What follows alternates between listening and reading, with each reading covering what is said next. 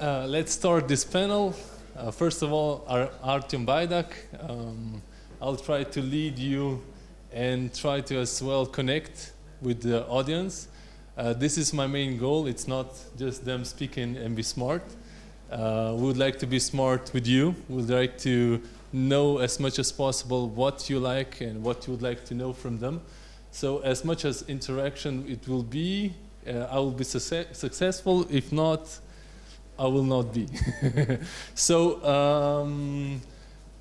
the one who are very digital, you can have all the presentation on my website, baidak.com BFW, and the password is Bled. We are at the beautiful place, so all the foreigners welcome to my hometown.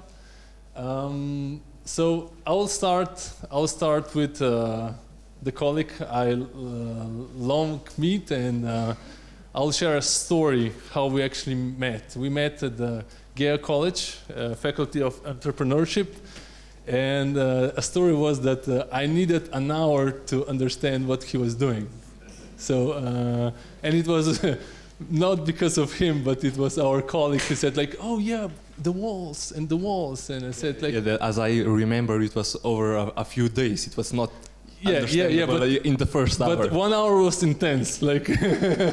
And what's all about is, and what's for me it's fascinating is in Slovenia we have a lot of good stuff, and a lot of people doesn't know it. And one of the reasons is like Jan, and one of the reasons is what I do. It's like would like to share them around the globe, even around the people we work together or collaborate together. So this is the reason we would like to be more connected, share a little bit more, or share on the reasonable scale what we are doing, what we need, and this is the second part we go. So like we said, three things, present a little bit HUMCO, green walls, and three things which is really important to know about the whole system and what you're doing.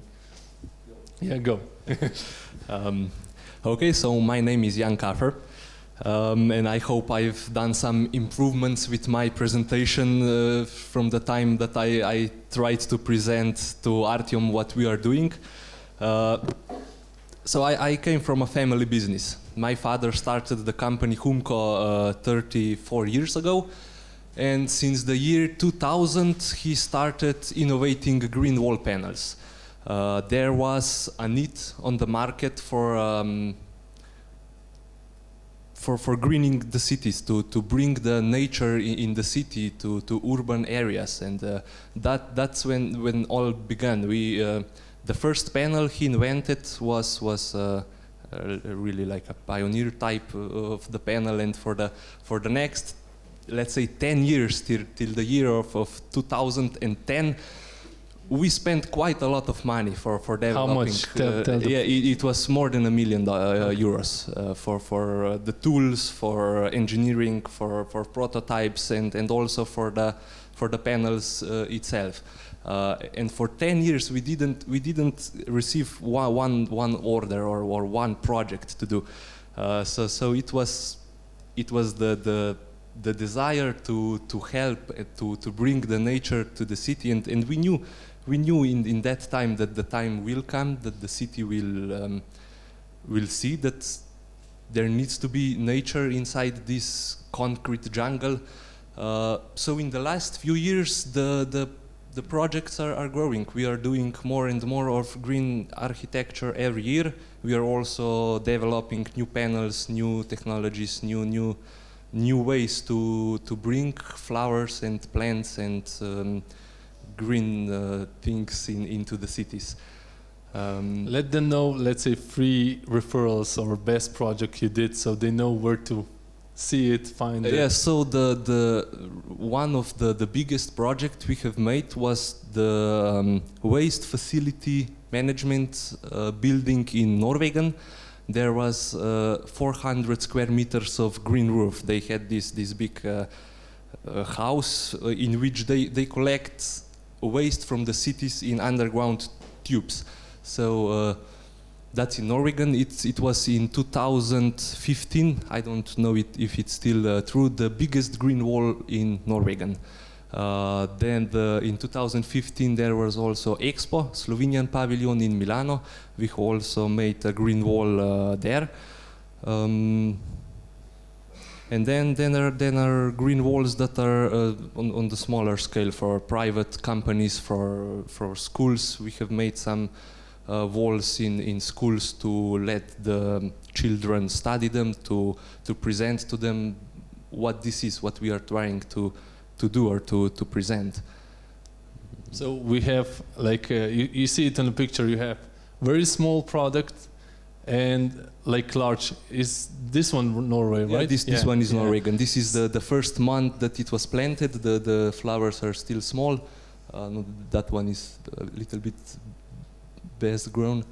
We have developed 8 or 9 different panels till today. We are working already on another one, but are lacking some finances. Okay, so let's go. 3 things you need. 3 things we need. So maybe somebody can help you. So we need a head of international projects for green infrastructure. We need architects that are willing to implement, to teach them, to show them how green infrastructure must be used in the cities, in new buildings. We are mainly now looking for markets in Slovakia, Malta and Italy. We are also looking for distributors to distribute and work on these panels. And that's the 3 main things. And the last 3, the 3 things why this wall it's great. And to give you 3. The first, of course, is cleaning the air in the cities. As we all know, the plants are cleaning the air. There are lots of studies made on how the green walls, but not just walls, basically anything that you put from nature into the city, how the air can improve. The second is to reduce the heat island effect. And the third would be, for me, I think that the most important one, to give the people feeling of nature, the psychological effects on people that the nature in the city gives them. And now, from the audience who who liked the project, so just okay. So everybody will buy. Thank you. Right. We go with the next question, and Vladimir Milosevic. I'll skip my presentation a little bit. Like we hear from him, the cities have problems, right? Or by presentation you made, I didn't put it inside, but there's like a huge trend for growing, like people going into the cities, and we need to find solutions. We need to find, it's not, let's say, the best things that the people go in cities, but still, if they're going, we need to solve them. Tell them a little bit more what's your Green City Protocol means and what's your vision to make it. Thank you for the invite. First of all, it's really nice to have a group of people we can debate this with really, like concretely. That's Artyom's way of doing things, very concrete. What do you need? Who wants to buy this? Everyone's going to raise the hand because, we'll see. So the Green City Protocol is an answer to a question we've been asking ourselves. So we have this small holding company. We're part of some projects, but we're most proud of this one. And the idea behind it is that one of the biggest challenges humanity is facing right now is the growing population, mostly in the cities. Cities have by far the biggest impact on nature. One of the second biggest impacts is from pollution, from transport. And when you join these two together, you have a problem, for example, like with Ljubljana. Ljubljana has almost 300,000 inhabitants, but every day, in the course of 90 minutes, 150,000 personal vehicles go into the city, and then by the end of workday, they leave the city. The time span later on is a bit bigger. So Ljubljana is faced with a large challenge, and the way of thinking that cities or municipalities will provide all the solutions is outdated. They can't. It's impossible. Even if their budgets grew, I don't know how many fold, they would not be able to absorb the growth, the scale of people coming in. So our idea is to gamify and reward people for moving sustainably. So for example, instead of driving to work alone, if you live 30 kilometers away, you either drive with someone, carpool, or you take the train, or even take the bus. If you live within the city, you take the public transport, or you walk, or you bike. So basically what we did is we thought about how to do this without being too imposing. And we developed a machine learning algorithm that takes the accelerometers in smartphones, which basically measure how the phones move on all three axes in the coordinate system, Cartesian coordinate system. And there are patterns, and it's just learning. And it knows if you're driving a bike, if you're walking, running, driving a train. It differentiates between all these things. And then we said, okay, if someone is moving sustainably, we will just reward them. We will give them these points. And then we were lucky enough to present this to the municipality of Ljubljana, and they loved it, and now we are cooperating. And they will present us during the European Mobility Week, Evropski teden mobilnosti, which is happening on mid-September, I think, something like that. And they also agreed to pitch in every month for rewards, a couple of €1,000, 3,000 euros. And we are also talking to large partners that will also contribute some financing and also some rewards, either discounts or bars. We are talking to, bless you, we're talking to 3 bars that will give some drinks for free and some ice cream. So it's it's a combination of already proven models. So for example, in Genova, I think they reward cyclists with free lemonade and ice cream. And yeah, it's a wonderful concept. But the challenge is we're a really small team. For this project, the team is really small. We were lucky enough to get really talented developers and people, but now that we signed with Ljubljana, Three things. What do you need? Yeah, we need a larger IT development team. We need to sign with large partners that will help us out. We're looking for a community that will give us feedback, install our test Just one apps. question. Petrol and Lashko are already We are in talking with Petrol already, okay. But with Lashko, Heineken Group, no? Heineken, yeah, not yet. Okay. Not yet. Okay. Not yet. And third, I didn't heard the first. So one is the IT team, the other one is the partners, and the third one is the community. So people to install and try. So you're all welcome to install when the things will be available. And a question for you: do you think in Ljubljana, the ones who are from Ljubljana, is this a problem? Do you see it as a problem? And it would be sexy to use this app or no for you? Like the rewards you'll get, is it something really tangible or like, yeah, no? So the one who, let's say, rate it like 5, it's yeah, I'll use it, 3, maybe sometimes, 1, never. Let me just give you a few more details. Okay. So the rewards are like the rewards are free tickets to concerts and things like that. Food, getting to drive electric cars by certain manufacturers. Those are the rewards. I love this. And you don't have to do anything with the app, and we don't know who's the user of the app. It's anonymized, so you don't have to do anything. Just install. Raise your hand. Let's see, 4, 3, 1, 5, 4, 4, 3, 3, 3, 5, 5. Okay, I know you, so and I have good memories. Comment why I give you 2. Yeah, please, please, yeah. So I'm incentivized to walk through Ljubljana. Yes. So let's say I take a hike over Chopova and turn left, and when I stop, I get some points. Let's say those points are equal monetary lemonade. You need to provide the lemonade stand or outlet. So when I stop, the app knows I stopped. It says, "Is your walk over?" there's a lemonade stand waiting for free of charge. Will you like to redeem your points? So that's when you get it free. So from there. So if you win implement. So like you said, you need partners. So exactly. It's a key factor there, I think. Because if people can do that, lessen the burden of the city by emissions of gas. Yeah.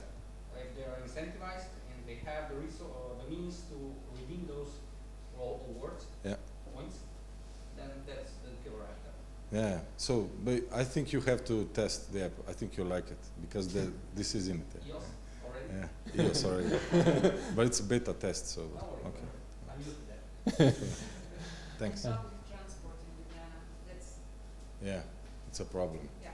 For If it would be better, I would use it, but fortunately, no. Yeah, it's a trick that or it's a challenge that no one really saw coming. For example, we're talking with them, of course, and we didn't know every single bus has GPS tracking, but they can't use it or make it public because of some terrorist acts or something, anti-terrorist, legal, I don't know.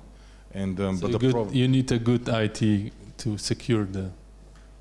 I don't know if they will ever. I don't know if it will ever be possible in Ljubljana to know exactly when your bus is coming and when you will be at the destination, which is bad. Yeah. Okay. Let's say like that. We in all three projects we cover at most problems in the city, and not only the city, but let's say in the city, one of the biggest problems are the waste, right? And how to manage them or how to use it. And we have a product, right? And I will be honest. This product is made for investors, so this product make money. So we need money for the product, right? And we need a lot of money. But what is important is give money, and what is important, which is it's still diesel.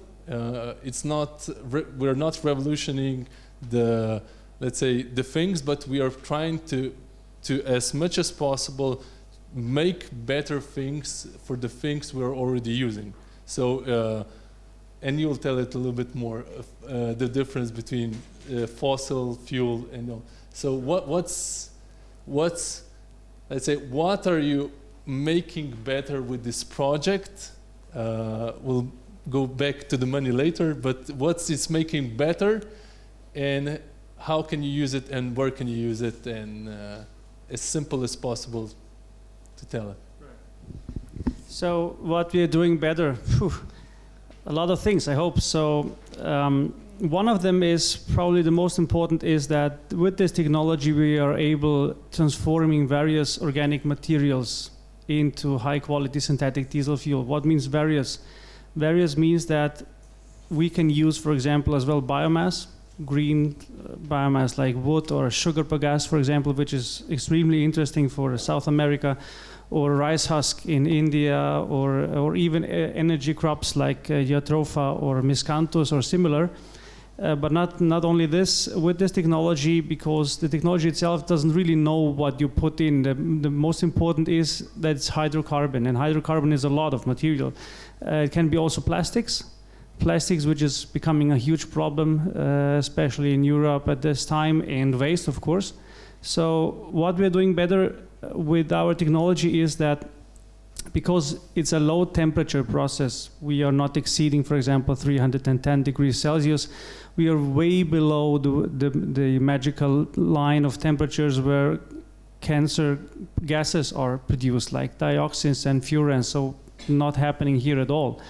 That is one important thing. The other is that the technology is really flexible for different input materials, and when jumping over now to waste, for example, which makes it very interesting for cities or large cities, is that today the waste we are separating in landfills, for example, we are separating glasses and stones and paper and cardboard and plastics. Everything is being recycled as much as possible. At the end, there is a material left, a mixture, a light fraction called SRF, which does not have any value anymore for being reused. So this material mostly of the time is being driven with big trucks to incineration plants and burned. So this burning is, of course, it's generating some energy, some electricity, but it's also generating some cancer gases because it's a high temperature process. What we do instead with our process is we can turn this material into environmentally processed into a high quality fuel, synthetic diesel, and for example, just give you an impression, from 1 ton of this material we can produce some 400 liters diesel. And the closing this, what we can do better is, for example, the diesel we are producing is actually a very, very natural process product of the process. It's the only product we are producing, and it's high quality. That means directly from the plant we are getting a diesel out, which equals to, let's say, 95% to the European standard EN 590. So that means that the diesel can be used in every diesel, a modern diesel engine, even in a car I'm driving, or truck, or whatever, or for electricity generation.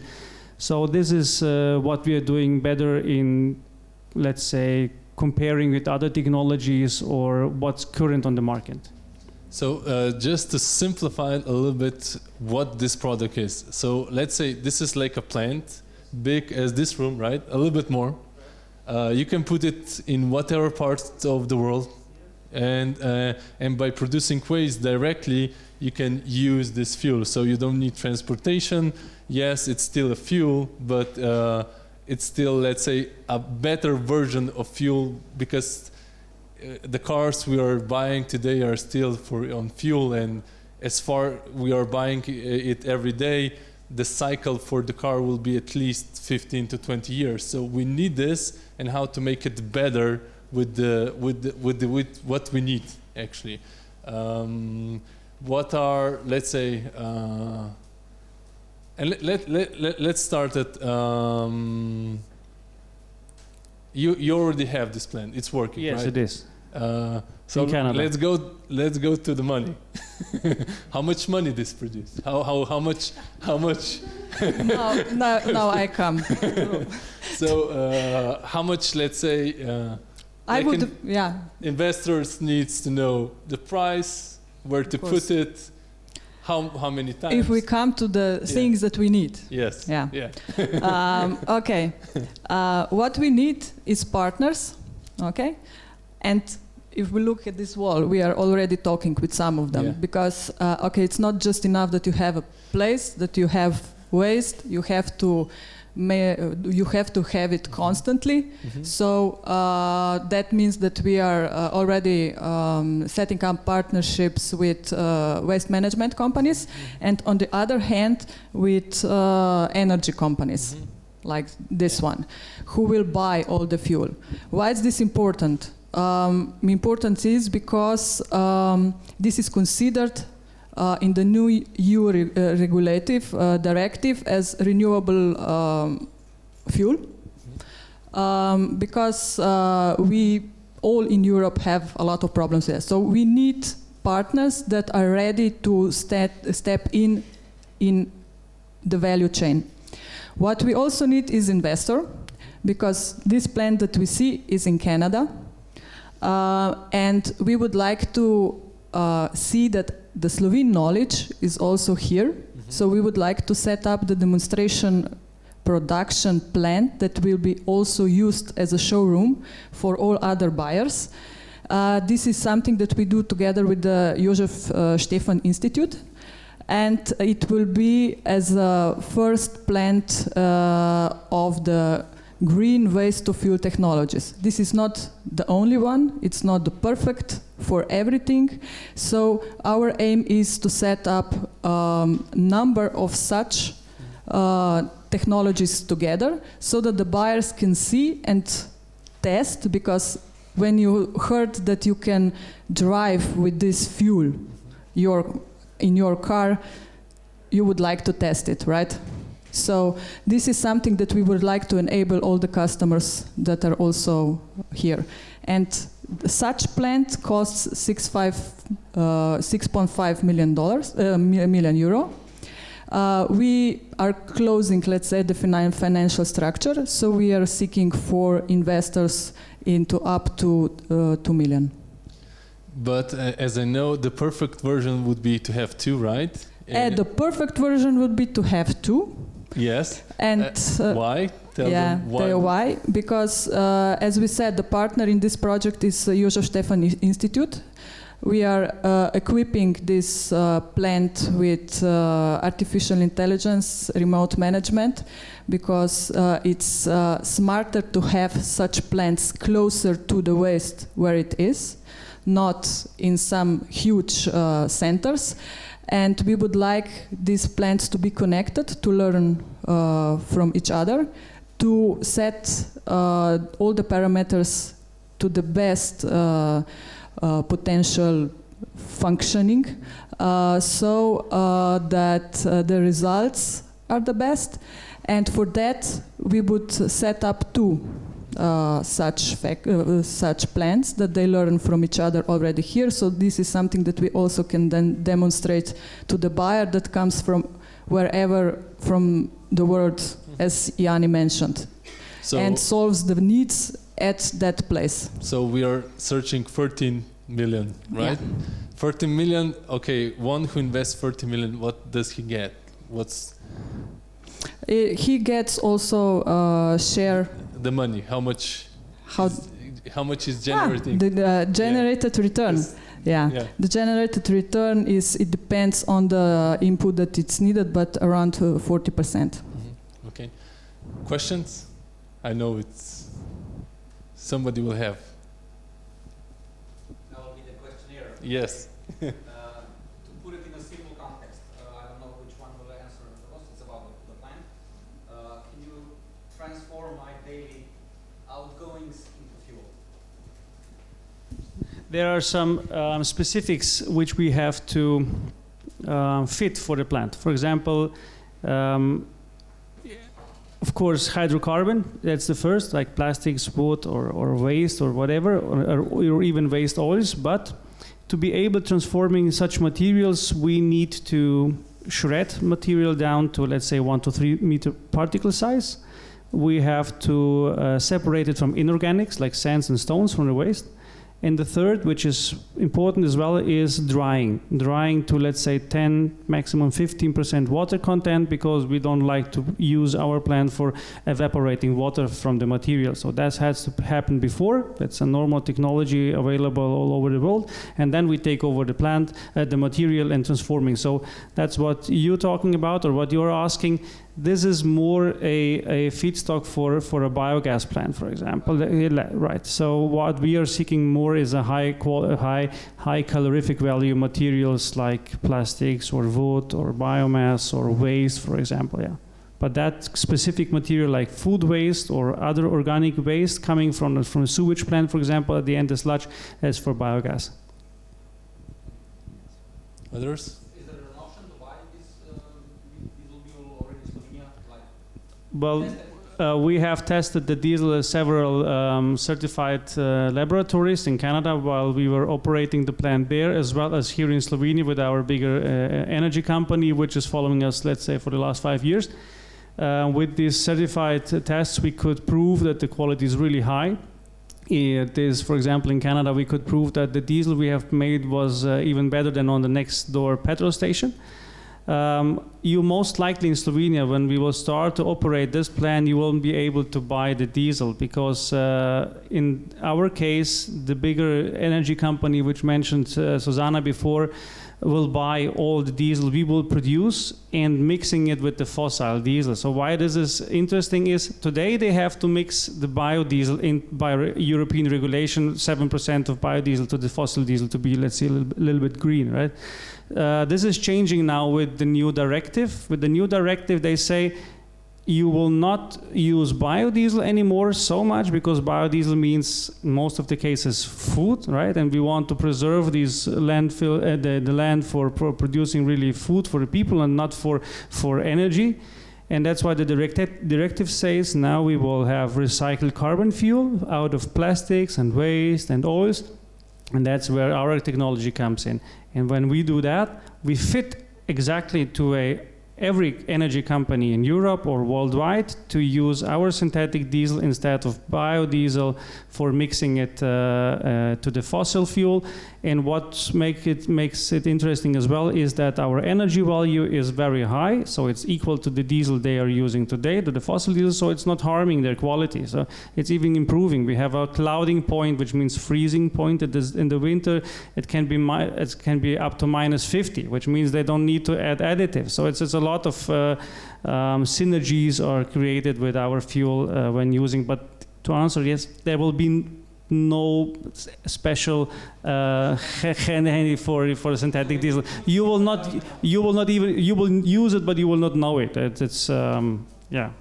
But you could, for example, I do when I come to the plant in Canada.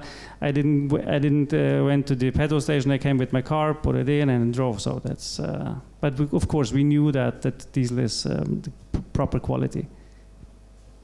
More questions? Yes, he was addressing that they can use plastic for producing that fuel. That's a very interesting thing in terms of you thinking how much problem we have with plastic in the world now. So how good that really is? How much plastic can you use and for how much, how fast? Yeah, the process I'll start with the last question, how fast? The process itself takes about 3 minutes, not more. So what we do, I will try to explain it very easy. The first step we do is we put the material into some process oil. We mix it, it gets destructed like a sludge, and then we put it through a special turbine, a patented technology. And then this turbine turns this hydrocarbon change into smaller chains equal to the synthetic diesel. It's evaporating through the distillation column, and the next step we have after condensing is already raw diesel. So that's where the process stops. It's done. The next step we do is not even a process anymore, it's refining. Then we redistill, like brandy, for example. When you distill it the second time, you get a clearer color and a little bit higher alcohol. That's the same here with the synthetic diesel. And to answer you, the first question is, plastics actually is very interesting for our process because the conversion rate is extremely high. So why the conversion rate is high? Because our process is not a thermal process by burning, for example, we are using an endothermic process. It's caused by friction. Yeah? And due to this endothermic low temperature process, our efficiency is up to 80% to the calorific value. So 80% of the calorific value you put in your case plastics, will be turned into synthetic diesel fuel. Now, calculating this from 1 ton of plastics would mean that because plastics contains mostly carbon, we would like to add a little bit of hydrogen in way of wood, yeah, or biomass, a little bit, let's say 15% maybe to the mass balance, to have a balance of hydrocarbons. And then this mixture will give you around 700 up to 750 liters synthetic diesel from 1 ton of material, which is up to now, as far as I know, I don't know, please correct me, but I think it's yet the highest efficiency on the market. Yes, and what is as well important, what I said before, it's not an oil which has to be refined or used in heavy engines for electricity. The product can be used in transportation. That makes it interesting because then you're reaching higher selling numbers in terms of price per liter. Right. Other questions? And sorry, can any plastics be used, like plastic bottles, plastic bags? Yeah. What we don't like from plastics is actually the plastic which is now disappearing from the market more and more, and that's this polyvinyl chloride. Because the chlor in it's something which is not so good for the process, but we can handle that by adding a little bit more catalyst, which enables the chemical reaction. But yes, any plastics so far, yeah. Is there any side product? Yes, they are. They are 3 side products. Of course, it would be wrong, but I would say that everything is fine. So we have side products. Everyone has. One is water. Water comes from the humidity of the material and is evaporating immediately when it comes into, let's say, 150 degrees. So we get this water out and we putting it in the sewage system, for example. But it's distilled water. We could reuse it as well. By filtering, the water could be used for other processes. The second product is a form of bitumen. The bitumen consists of inorganic parts from the material you put in. For example, even if you use wood, it contains crystals and minerals, for example, or from waste there will be some other inorganics. These inorganics will be by continuously extracted from the plant in form of bitumen, which can be used later, for example, asphalt production or for disposal, for example. Pardon? Rooftops, I think. Maybe. We haven't yet tested it, but suppose so, yeah. The third byproduct is CO2. So don't be afraid. We are not generating additional CO2 to the atmosphere. We are just recycling it. So our technology is so-called CO2 neutral, because the plastics or wood, even if a tree dies in a wood, it will release the CO2 in it. And the same is with the plastics. We do not produce additional CO2 by, let's say, taking fossil fuel out of the earth and transforming it into fuel and releasing CO2. No, we are just using the material which is already there. So that's why we are CO2 neutral. But there is another explanation which is also interesting, is that because we produce from your plastics, for example, diesel, and that means that from this plastics we produce, let's say, 100 liters, 1 million liters, whatever amount of liters. For this amount of synthetic diesel, you don't need to pull out fossil diesel, and that means that in the end, if you calculate this, we are CO2 negative. So that is making us interesting as well for the global market. And also this CO2 is on a pipe, so we are also discussing with 3 partners, potential partners, that could use also this CO2. One is also there. CO2 for another product, for example. Now our technology is emerging on the world market that using CO2 from the air to produce another synthetic gas, which then can be burned for electricity generation, or even polymers out of CO2 and air. And because we have our CO2 in one pipe, there is a natural connection that these technologies are combined with each other. All this that we told you and potential development that this technology brings with itself, that's also the reason why we would like to set up the demonstration center here that will work production-wise. So we will buy and sell, buy input and sell output, and further develop also with the partners that can lead us to the total zero waste and also other useful outputs together further. More questions? One for the green wall. We already got it covered. Testing soon. How does watering of those plants work? Is it in the background or? Yes, we've made for all of the 8 panels or different systems. Each of them has its own automatic irrigation system.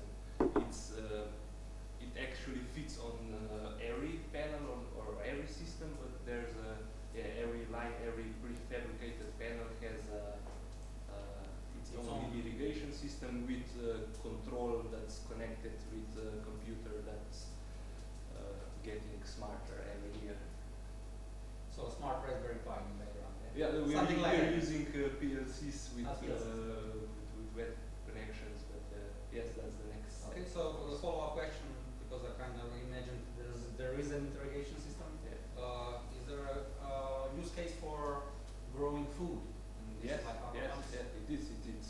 That's a great vision also for growing foods, especially not only in the walls, also on the roofs, because in cities the roofs and the walls are not, they're just there. We are not using them for anything. They're just absorbing energy from this direct effect. So it is a lot of things is working around that to grow food on the vertically and horizontally. Also we in both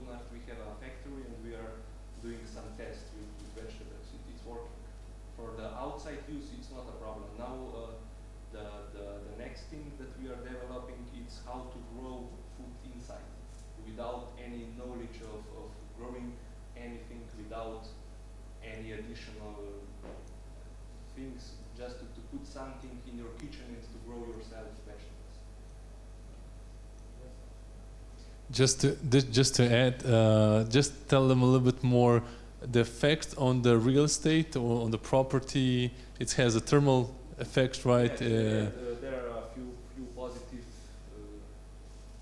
consequences of using green walls in the cities. One of them is of course also higher value of real estate. The one who are buyers of real estate, the price normally goes up when you have them, right? In London, it's a case. Yeah, there was some cases. Yeah, London did especially well with those researchers. There's also there's more. There's the heat in the alley reduces for about 3 to 4 degrees. The birds start coming back in the alley. The people are more happy. Let's say happy. I would say happy to see some nature in the city. There are a few positive consequences of using green walls. And then the main one, of course, is cleaning the air. There was a good case, you mentioned it about the hospital as well. It's not only environmental, it's... One study done in Spain, in one of the hospitals. They have made in a waiting room one big green wall, and then they have questionnaires for the people that were coming there. And the outcomes were very positive. I could actually probably show the numbers then. We'll send you later all the data. But yeah, people loved it. People loved the green walls. They saw a peak in the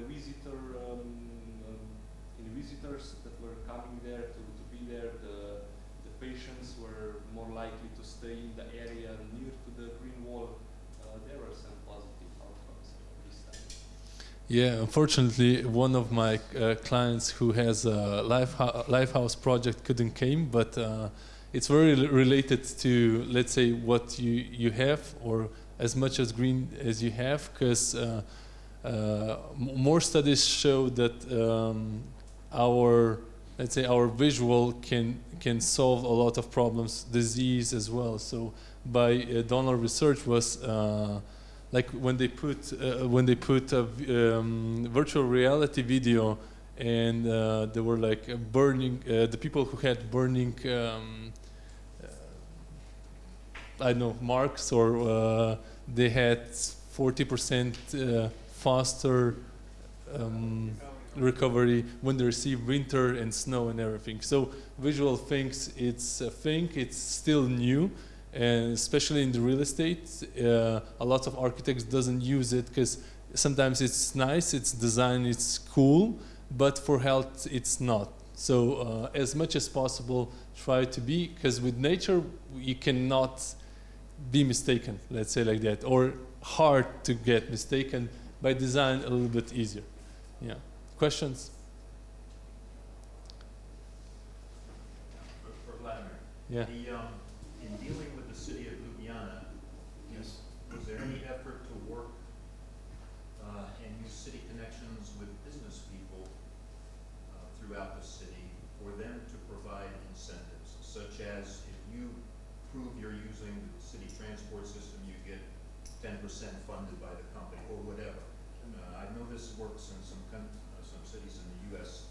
So you approach it from both the incentive aspect of free ice cream or 10% off of my bus fare for the month, but they also need, the other piece of my question is disincentives. The city needs to charge people perhaps extra if they decide to drive a car by themselves. You reward people in a carpool, for instance, somehow, but you provide a disincentive and enforce it with a fee if you're insisting on driving your BMW into town every day. Well, those are both excellent points. Thanks. So for the first one, yes, we are talking to two partners to incentivize carpooling of their employees. We just discussed this before the panel.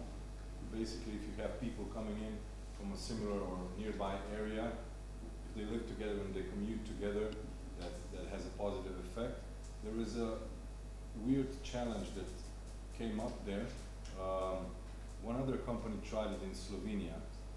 They incentivized carpooling, but then with time they said, okay, we were paying for your drive to work because that's a part of the salary system in Slovenia.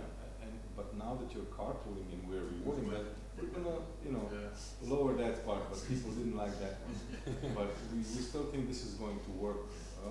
But the other more, let's say, dangerous part of this is this incentivization, which is also similar to the Chinese model. We talked about this also earlier. So a lot of you probably know about the Chinese social crediting system. If you're doing something wrong or harmful to the environment or to the state, you get penalized. So that's something we're kind of afraid of. But in all fairness, it makes sense. Once we have enough users, the devices will know that they're commuting together. We still won't know who the users are, but those codes of certain users, once we have enough users, they will know if they're commuting together. But we don't know.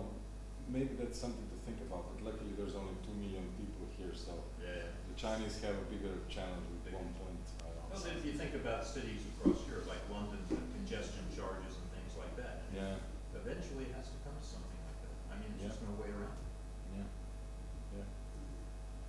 Inhabitants have to become responsible for the responsible environment. I can connect the things. Something at some point you said it's anonymous app. You don't have to provide you any personal details. No, you don't. It's anonymized. Yeah, because this could become a problem for you in the future, because I can just go out and buy 10 cell phones, hook up, and just carry them in my and get the incentive, get 10 lemonades. Yeah, that's true, but we thought about this problem. So good point. Collect some information. But the probability of 10 people driving together in one car or doing the same thing over and over and over again, that's something that will help us discover who's trying to abuse the system. But it is, of course, it's one of the challenges. People will try to, find a straighter way. A backpack full of cell phones. Get some ice cream. So 3 or 4, it will be enough. So. Just let me follow up. This is the last thing. This incentive program is harmful because once you have a critical mass of people getting incentivized, people start to talk, and they will all start to do that. So if you penalize those not doing it, they're just gonna hate the product because it's doing the yin yang thing. So focus on the growth and the ecosystem, and everybody start using that. Those to use, you do get on board tomorrow. So once you charge me for not walking, I'm gonna block everything you do on the That makes outside. sense. Sorry. Well, just like into the incentives point, maybe we can make use of what airlines do, the frequent flyer program. So we can mimic that. That's a good point. By helping, allowing people to accumulate more points, either one, and then getting them in a different category, like gold or silver. That's one way to maybe retain the points and not spend them on mobile phones, or allow them to personalize the rewards. So if you give them the option to personalize, like I'm a very sports guy, not you. Maybe I'd rather prefer spending a gym membership, or I'm a foodie guy, I want to go and buy a burger. So another way of looking at it is that personalize Those are great points. There will be a reward system for people who do better compared to other citizens, other inhabitants of the city, and then there will be like city competitions or company competitions. And as far as the personalization goes, that's a valid point. We just need a lot of partners and users to get there, but that makes perfect sense. People who walk a lot might want to use their discount to buy cheaper sneakers or get some for free, for example. versus people who are driving bikes. Maybe they want a helmet or, I don't know, ice cream or something. Yeah. Thank you. I was just thinking, you're explaining that you have this system implemented in Ljubljana, or you're implementing it. I can imagine it's quite big from the start. So, have you considered trying to implement one of those, the system in one of the new green developing tourism regions?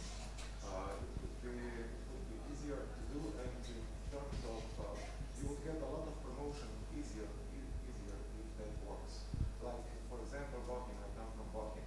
Bochum has a really straight course now to go to the green commuting, green transportation, because it has a huge problem in some months with too much cars. So maybe it's a good option, smaller scale, big pump, and also tourists like more. Yeah, that's true. That's a good point as well. We were thinking about this. Actually, first city we were talking with, funnily enough, was Postojna. But we found out that because the little team is located in Ljubljana, and we had a chance to present there, and we will get more users faster there. But as you said, it's a big bone to chew. So, funnily enough, the biggest problem of this project is not the development, I think it's not going to be getting users. The biggest problem is finding a way to sustainably have productive communication with the cities. Because cities, even Ljubljana, which is very efficient at many things, it's a big system and it takes time for things to move, and that's the biggest challenge of this business, funnily enough. So yeah, that's a very good point, actually. Yeah. More questions? We are closing. So as you can see, once again, website. I will send you all the presentations about the projects. If you have additional questions you would like not to make them here publicly, make them, help them, give them feedback, give feedback to me. What we'd like to need more. So yeah, thank you for coming. Thank you for Bled Water Festival to have me. Thank you all the speakers which came here. I would just like to finish this. Why I am doing this? I know if everybody already knows, but my long vision. Let's say my dream is once to have a place, a physical place here in Slovenia, especially in the Gorinska region, where we could meet more often like this, and like people like me being 20 years old, not knowing where to go right now, didn't have idea, didn't have product, didn't know nothing, and to create a space for 20 years old me, for people who need help, to have you. And I realized when I was 25, let's say a little bit, from 20 to 25, I thought I was smart, but I'm not. And I realized that for project like this, for project like mine project, I need you. I need you as a people, as a business partner, as investors and everything. So this is, let's say, the first step, my step, and all of you, I hope, to get and to create a little bit faster feedbacks, faster communication, and literally start doing some projects together. And I will build then this space, and it will be nice just to hang out there, or to help somebody else, and maybe to find a great idea and get rich. So, yeah.